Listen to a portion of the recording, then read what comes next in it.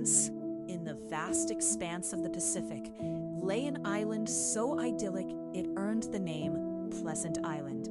This was Nauru, a tiny jewel destined for an unimaginable yet fleeting fortune. The year 1968 marked the dawn of a new era. Nauru gained independence, embracing a future ripe with promise, and unbeknownst to many, an extraordinary secret hidden beneath its soil. For a brief, dazzling period in the 1970s, Nauru boasted the highest GDP per capita globally. Its citizens were, statistically, the richest people on Earth, an extraordinary fact for such a tiny nation. This immense wealth translated into surreal luxuries. The government purchased a fleet of Boeing 737s, creating its very own national airline. Nauruans would fly to Australia on these jets, not for business, but for casual shopping trips, returning with suitcases overflowing with purchases. It was an era of unchecked opulence.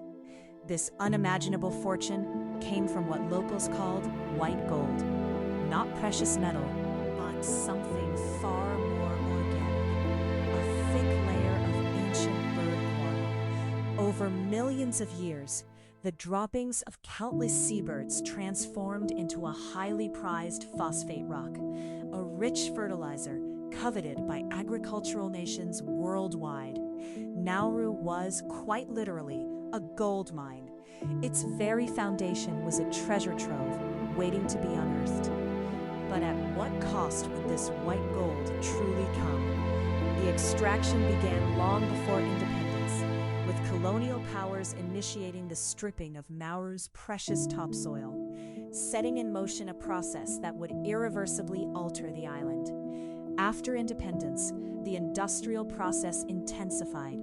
Gigantic machines chewed through the island's interior, relentlessly excavating the valuable phosphate.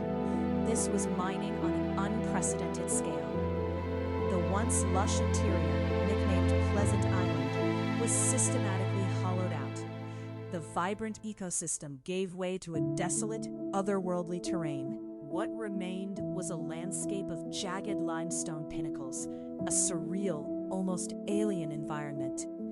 These ancient coral formations, once hidden, were now exposed and barren. 80% of Nauru's landmass became uninhabitable, uncultivatable. The population was effectively trapped on a narrow coastal strip, a stark visual representation of their predicament.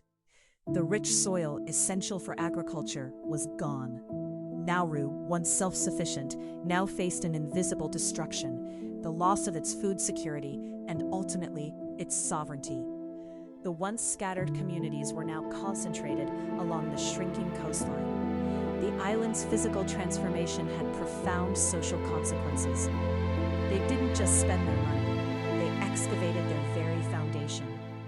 The land was not merely a resource, it was the bedrock of their existence, and it was being dismantled. With immense wealth came the challenge of managing it. The Nauru Regional Investment Trust was established, intended to secure the nation's future, but it became a vessel for disaster.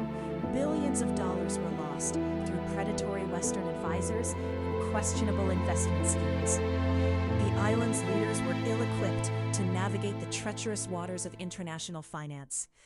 From a failed London musical about Leonardo da Vinci to speculative real estate and defunct airlines, the investments were as bizarre as they were catastrophic. The nation's coffers, once overflowing, were rapidly emptied.